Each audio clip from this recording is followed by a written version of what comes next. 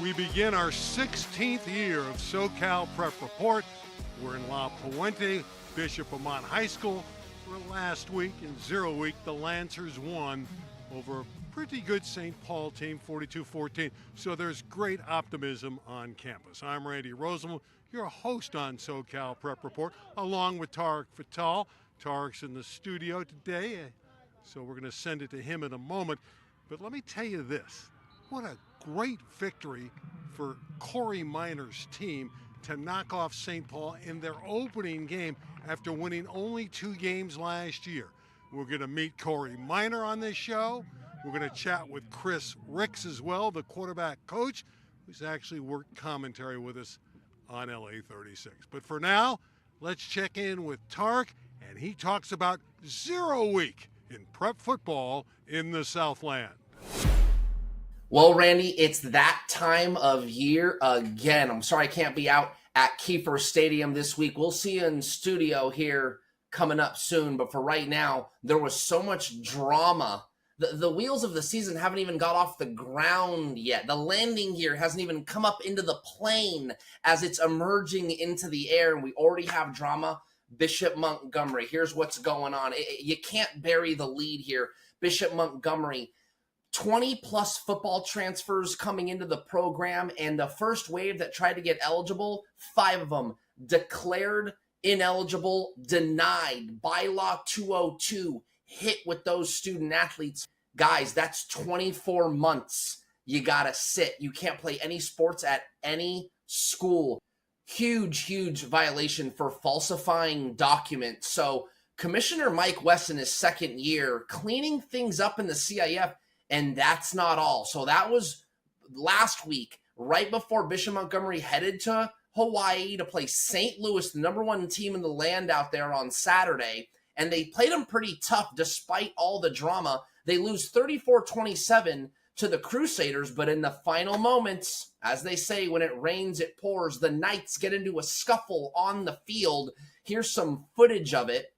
And you see on the far sideline in white is Bishop Montgomery. And as the scuffle unfolds, their team leaves the sideline. Well, what happens then? Everyone gets suspended. So this week for week 1, Mater Dei, the #1 team in the country, cannot play a football game. Bishop Montgomery had to cancel the game due to too many suspensions. That's it. No game for Mater Dei. And for the second season in a row, the Monarchs, the national champions, the defending back-to-back national champions, are going to play a 9-game slate. Very odd and a rough start to the season for Bishop Montgomery. And last ad on the Knights, more is coming down the pike. It's going to be a rough 2025 for that program. Nevertheless, had to get to that story. Let's get to some scores for week 0.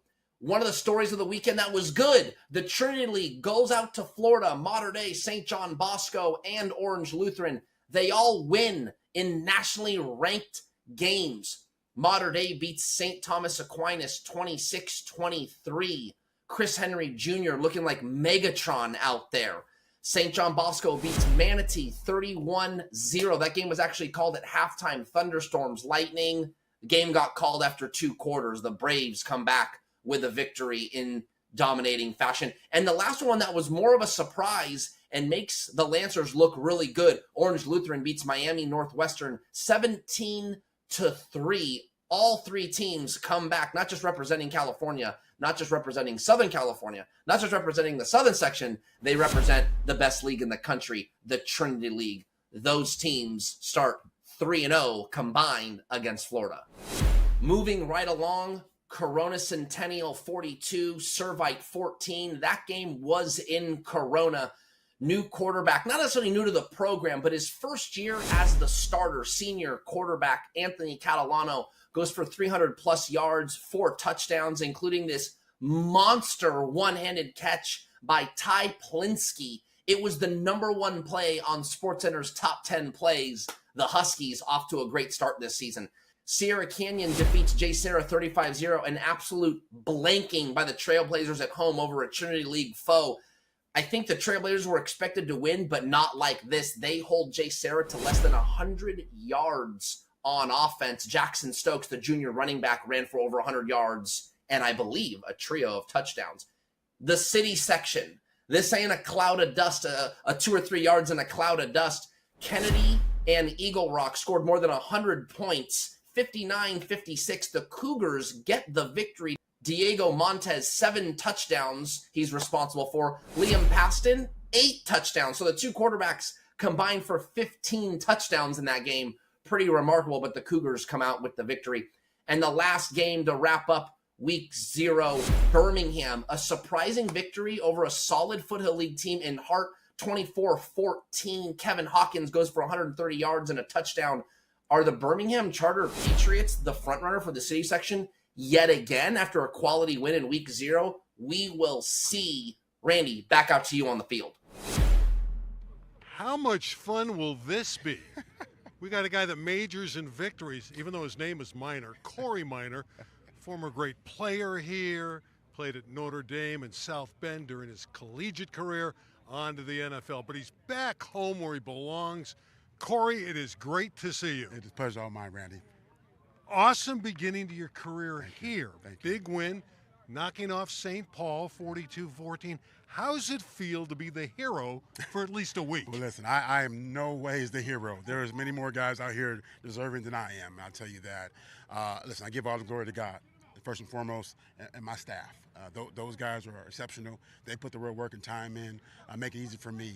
And then, of course, these young men are exceptional as well. And so I'd take none of it. I can't. I'd be remiss to take it. I give it to God. I give it to them for sure. Hey, take some credit. He deserves some credit. You're replacing a guy in Steve Hegarty. He was here for 17 years. Yes, he was. Did a great job. Struggled a little bit at the end, a couple losing seasons. But is it difficult in your mind knowing that you're replacing a guy like Hegarty? Listen, he's a great coach. He's been around a long time. He's won a lot of games. He's done some great things for Amat. Listen, I'm just happy to be here, right? It was the right time, when this thing happened, when he stepped down, and I felt God put this on my heart, and so I'm here for that purpose, to serve young men. And really, at the end of the day, that's why I'm here. We're going to go back and take a look at memory lane in a moment, but I want to just go back to that first game. Sure. Were you surprised that you were able to handle St. Paul handily? 42-14, not a close game. Were you even shocked with your team's execution? Well, listen, I've been around the game of football a long time, and I know if you execute well and play together, things can happen. And before we went out in the locker room, I said, listen, execute well, play together, and things can happen. And again, we had that on our side. And so, listen, a testament to these young men and to the coaching staff more than anything. But listen, that's a great football team. Don't get it twisted, right? They're a great football team that coach very well. They'll be back. I was reading before the season, talking about you in your first year here, and that Amat had the bad season last year and the 2 losing seasons. And they said if Kory Minor, in a tough year with the schedule he has, in the league that you're in, can win 5 games, that would be a great year. What do you think would be a great year for Bishop Amat? These young men are hungry, and they're excited to play. And I think what we've done as a staff is rejuvenation, excitement, right? They want to come to practice. They want to get better. And so, listen, the sky's the limit for us. I really believe that. The sky is the limit. And so we're going to come out here every single day and practice to get better, 1% better every single day. 1% better every single day. One thing I always hate to hear is the rest of the coaching staff.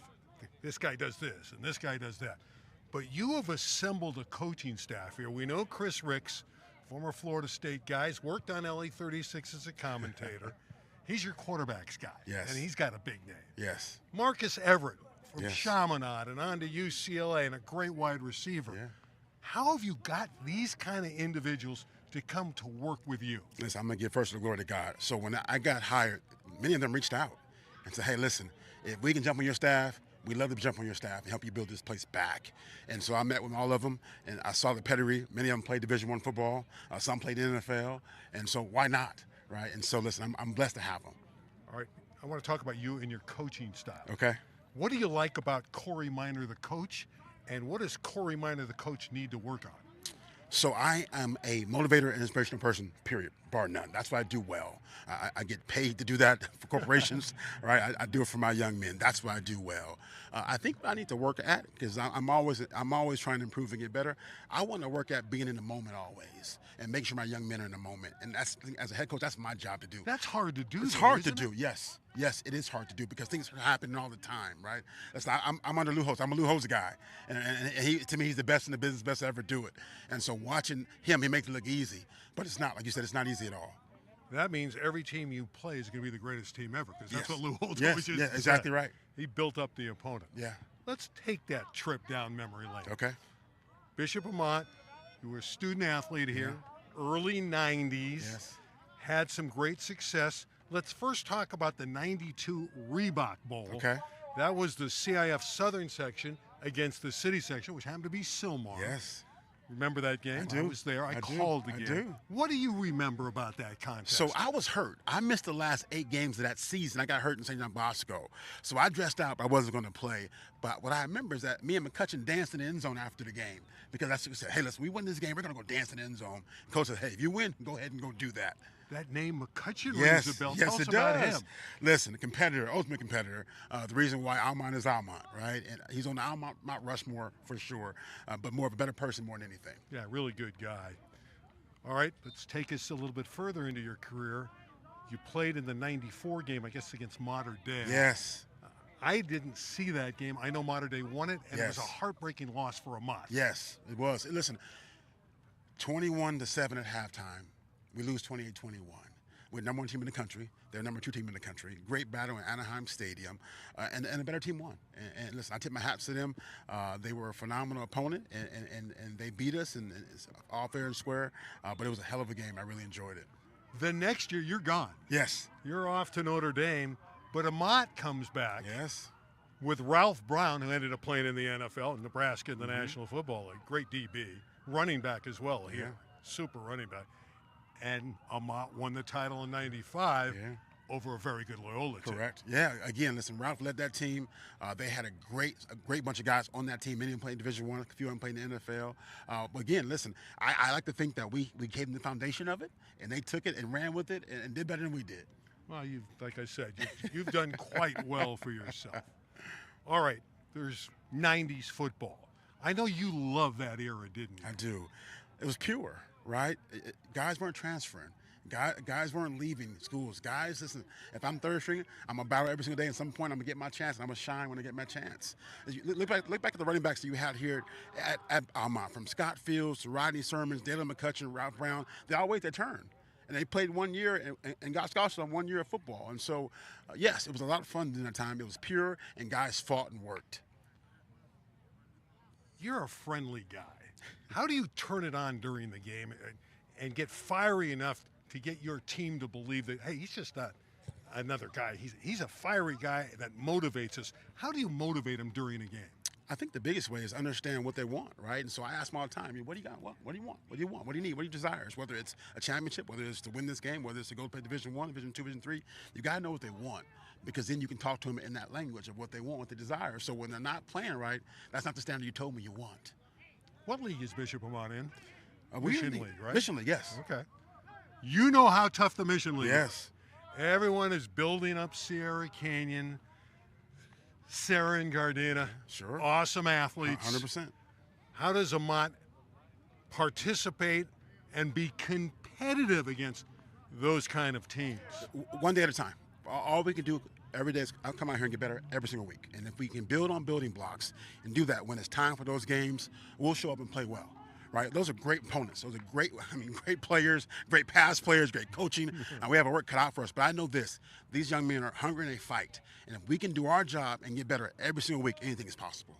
How valuable, and I know you're playing a very good opponent this week in Oak Hills. Yes, we are. But how valuable is it to play tough competition every week and not take a week off and have to be in the battle every week? That's football to me, right? That's how it was in the 90s when I played. I don't know anything different. That's how I was in Notre Dame, right?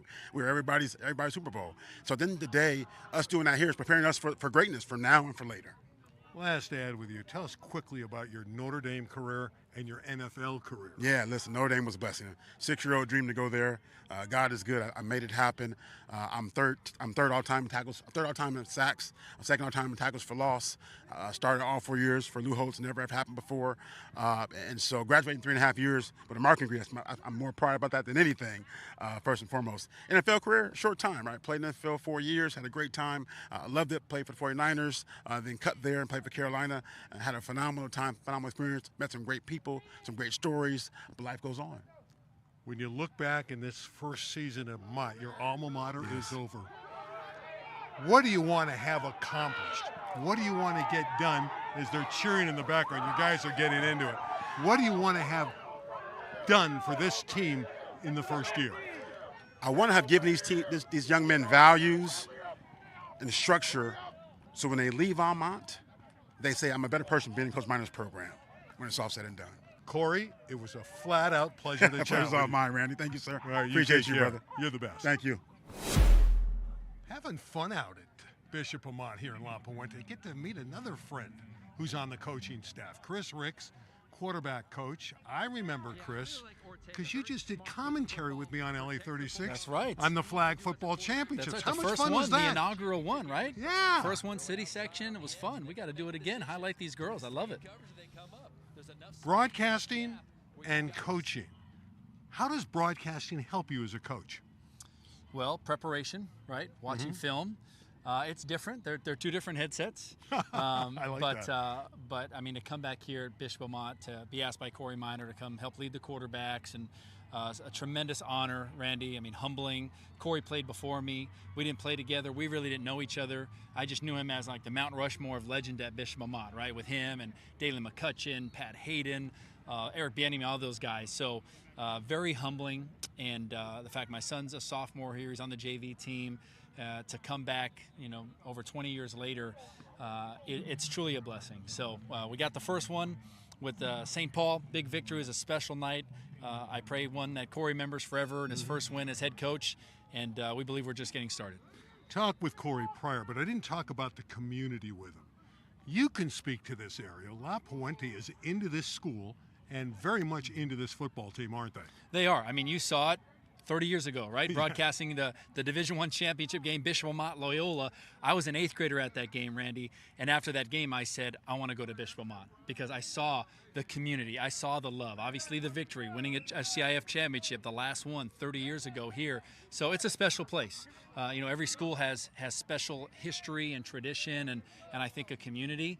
But Bishop Amat is definitely unique. And that's why I think a big reason why Kory Minor came back to coach. There's a lot of other places he could coach. We know he's very successful in business, an entrepreneur. He didn't have to do this. So to put his reputation on the line, his love for the school, to come back and lead the return to glory, it's pretty special. That return to glory was quick because wait, not back yet. And I think Kory will probably tell you the same thing. It's but one I'm talking win. about last We got week. a ways to go. Yeah, but I want to get to the 5,000 that were here. That atmosphere was wonderful, wasn't it? It was. I mean, and if you've been to a Bishop Amat game, you know it's different. I mean, it's like a carnival. It's like a college game. I mean, it's packed. It's loud. You've got great vendors all over. You got the In-N-Out truck here. You've got kettle corn. There's so many different things going on.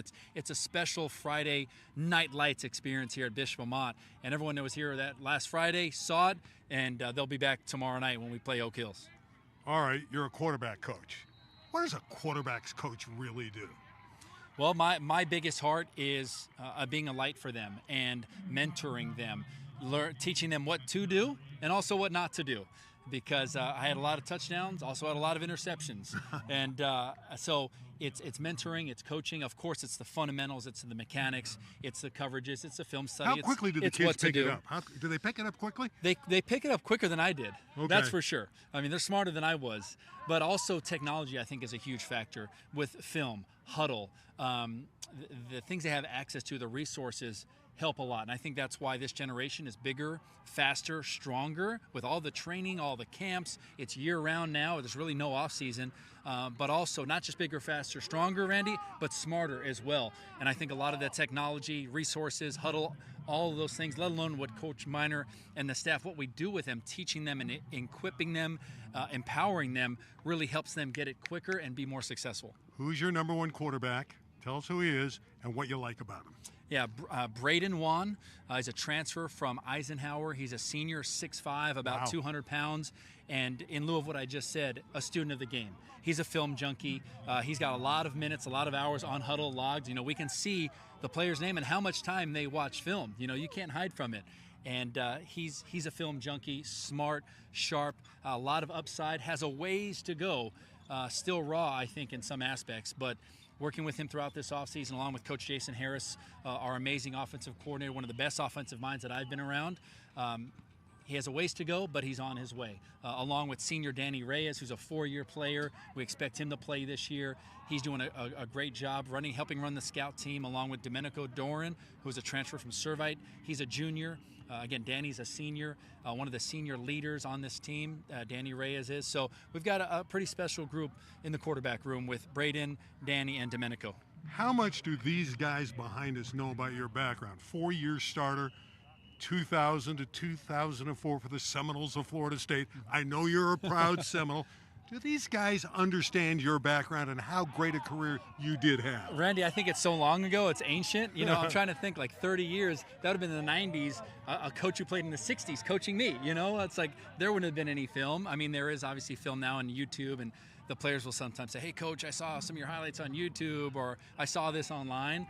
So, I mean, that helps give a little bit credibility, but it's really about them. And Coach Minor does a great job leading from the top. It's not about him as much of it. He was a legend here, Notre Dame, and the NFL. It's not like this is for his glory. He's really doing it for the love of the kids, the love of the school, and we try to follow in that example. It's great to have that credibility in what we did, but now it's their time. We've had our time. We want them to have success. Chris, it was great seeing you again. Great seeing you, partner. See you back in the broadcast booth, hopefully sooner than later. You got it.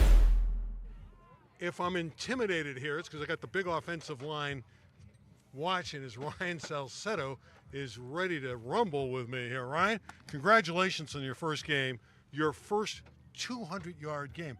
What did it feel like to have the holes that the big guys open for you and be able to run like that in a big win over a rival? Felt great. Couldn't do it without them. I mean, they're all happy.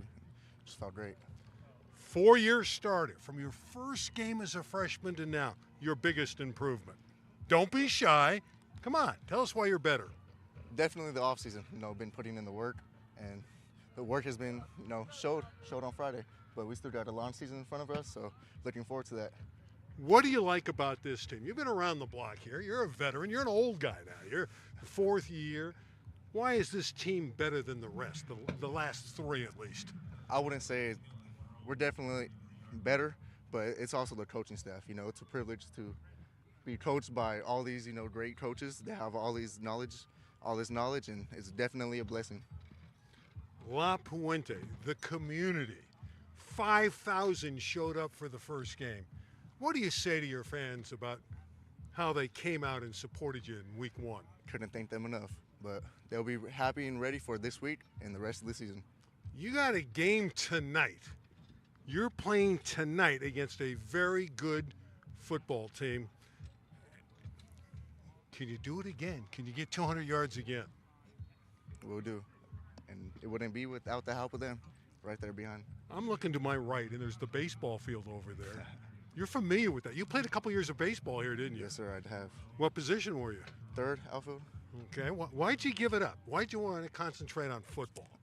For this offseason, realistically, I realized I had to put in work, and baseball was kind of stopping that, so I had to take a year off. But it's so close. The field's right there. I'm definitely playing this year, though. I'll be back to it.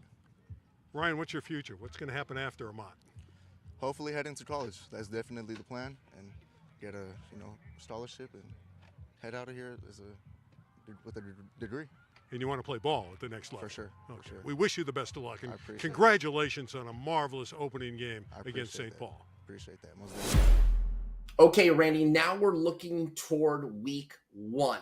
And week 1 has some good storylines to it. Why? It's not so much who can go 2-0, who can get back to even and go 1-1, and so on and so forth. It's more about maybe a litmus test, right? So teams like Bishop Amat had great wins in week 0, big ones over St. Paul. Well, how are they going to do against Oak Hills, right? Jay Serra gets blanked 35-0. Are they really that bad, or does week 1 show us, well, maybe week 0 was just a fluke? The big one that has the biggest storyline, in my opinion, isn't so much about the scoreboard, and that's Hamilton High School debuting its brand new football facility and stadium on campus against Gardena Serra. Why? Elijah Asante, technically in his second year, but really in his debut season with a full off season and weight room program and so on, is going to unfold his quarterback, who's only a freshman, Thaddeus Bro, 6'5", 205 pounds. How will he do against the talented, physical, and skilled Serra of Gardena team? I don't know. Asante thinks that they're going to beat the Cavs. Good luck to Hamilton. I say if they can even keep that game from a running clock, that would be a big victory. Maybe even keeping it within 3 scores would be a huge statement, even just for Hamilton in a loss. The other big-time games, Santa Margarita hosting Corona Centennial. Will the Huskies go 2-0? Is Carson Palmer going to finally get his first win after only falling to Mission Viejo 7-3? It's hard to imagine that Carson Palmer coach team only scoring 3 points. Have to imagine that at home for the second time in a row here, they'll get more points on the board. That's going to be a fun game. Next game, Damien at Jay Serra. Here's why this one's compelling. Baseline League Damien squeaks by Aquinas 20-15, and the Spartans are supposed to be pretty good. Well, Jay Serra is looking for a chance to erase last week's 35-0 loss to Sierra Canyon, so keep an eye on that one. That one is in San Juan Capistrano. Sierra Canyon at Oaks Christian. This one's always a daily news, Northern Los Angeles local bout. They always seem to go back and forth, although Sierra Canyon generally the winner in this one, although Oaks Christian has gotten them from time to time. But why this game is important, Oaks Christian lost to Chaminade in week 0, 42-27. Whoa. Does that mean Oaks isn't as good as we think? Is Chaminade better than everyone thinks? This is why week 1 games are so important. Valencia at Chaminade. Both started 1-0. Valencia beat Simi Valley last week. Chaminade, of course, as I mentioned, beat Oaks Christian. 2 good quarterbacks going at it in this one. Valencia's Brady Bretthauer runs all over the place, can throw it. And then the Eagles of Chaminade have this rising junior pocket passing quarterback in Cameron Pooley. Really, really good player. And not to mention the running backs are pretty good in this one too. Valencia's got Brian Bonner heading to Washington, and Chaminade, Marquise Jones knows how to wiggle. That'll be a fun one in West Hills. Little city section action, Kennedy creating a lot of headlines in week 0 with that big scoring game and victory over Eagle Rock. Well, they're going to play at San Pedro, so you're going to get a contrasting style of play here. The Cougars like to air it out, play big, play wide, have fun, get up and down. San Pedro, it's like a classic Big Ten team. They want to ground and pound. They want to be physical. They like it low scoring. So we'll see how the San Pedro Pirates do against the fast Temple Cougars. And the last game, I know you're there. I know there's plenty to talk about, but it's Oak Hills coming to Bishop Amat. Can Amat show that they're not just a week 0 fun, magical win over St. Paul? Is St. Paul not that good? Is that why Bishop Amat won? Or is Bishop Amat that good? And can they knock off the Bulldogs of Oak Hills? Randy, back to you to finish this thing off. Week 0, week 1, fun high school football, and plenty more to come. Really great thanks today here out at Bishop Amat. Wonderful cooperation, Kory Minor and his entire staff. We thank Chris Ricks as well for dropping by. Their running back Salcedo was great as well. Really a fun time. Bishop Amat looking to turn it around. Speaking about turning it around, we'll turn it around. We'll be in the studio next week. I'll be joined with Tarek Fatal. We'll be at the hip again, and we'll go over all the things that are going on in Southern California in prep sports. But for now, that's a wrap. From La Puente, this is SoCal Prep Report.